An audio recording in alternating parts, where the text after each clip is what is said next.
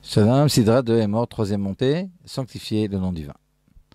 La troisième montée de notre Sidra contient la mitzvah de Kiddush Hashem, c'est-à-dire sanctification du nom divin. Venikdashti betor bnei Israël, nous dit Dieu, je me sanctifierai par le biais des enfants d'Israël. Le Rambam, dans le 5e chapitre des Ilchot Yesodei Torah, les lois relatives au fondement de la Torah, détaille les cas où l'on doit préférer se faire tuer plutôt que d'enfreindre une des lois de la Torah.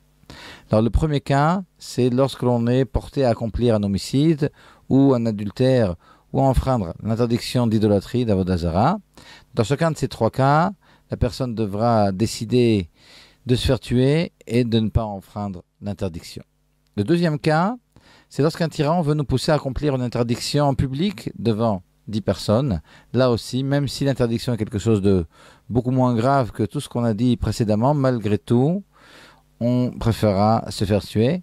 Le troisième cas, c'est même si c'est en privé, pas en public, mais que l'on est en présence d'un tyran qui veut annuler totalement une ou plusieurs mitzvot, là aussi, on préférera se faire tuer.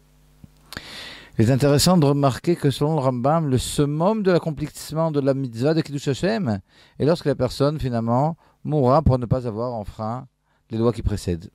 Le Midrash Torah Kohanim, lui, met en avant l'éventualité qu'un miracle ait lieu. C'est ainsi, nous dit-il, que Hanania, Michel et Azaria, qui furent jetés dans le feu par Nebuchadnezzar, Nabucodonosor, furent épargnés. D'après le Midrash, l'homme qui sanctifie le nom divin doit associer deux mouvements imposés. D'une part, il doit être prêt véritablement à se faire tuer. D'autre part, il doit savoir que Dieu peut à chaque instant faire un miracle. Selon le Midrash, contrairement à ce que pense le Rambam, le Kiddush Hashem sera dans le cas où un miracle sera fait par Dieu à son apogée.